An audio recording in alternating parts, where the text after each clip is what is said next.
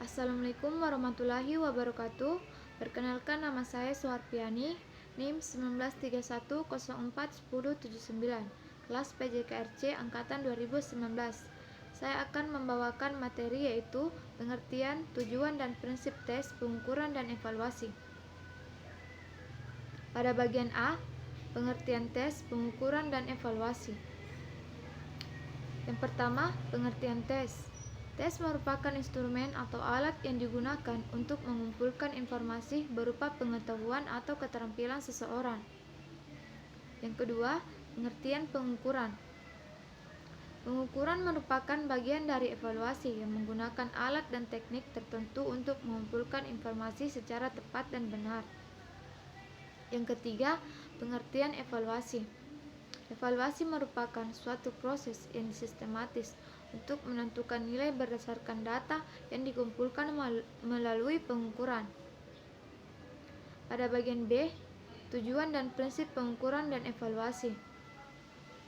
Yang pertama, tujuan pengukuran dan evaluasi. Pengukuran dan evaluasi dapat memiliki beberapa tujuan. Tujuan tersebut tidak selalu cocok dengan segala situasi. Berikut ini dibahas tujuan pengukuran dan evaluasi yang meliputi: yang pertama, penentuan status siswa. Pengukuran dan evaluasi dapat digunakan untuk menentukan status kemajuan atau prestasi siswa. Yang kedua, pengelompokan siswa. Pengukuran dan evaluasi dapat digunakan untuk mengetahui apakah kelompok tersebut homogeni atau heterogen dari beberapa sifat atau kemampuan yang dimiliki. Yang ketiga, seleksi. Pengukuran dan evaluasi dapat digunakan untuk menyeleksi siswa dari suatu kelompok. Yang keempat, diagnostik dan bimbingan.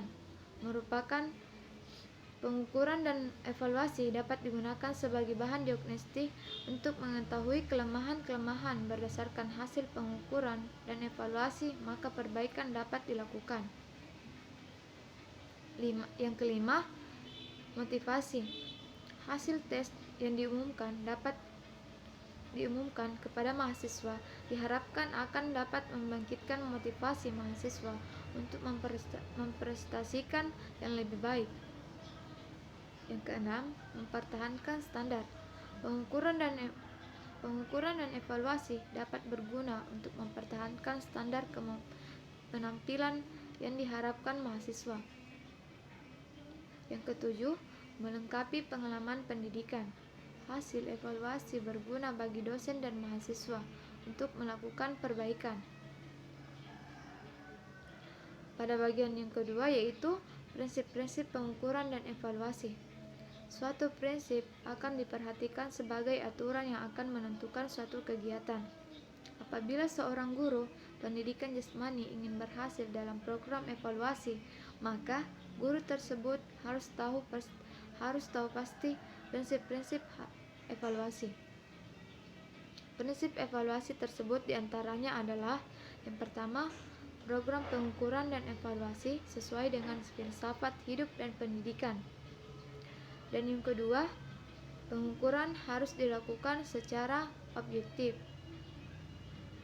Yang ketiga, evaluasi dilaksanakan sebelum, selama, dan setelah proses belajar mengajar.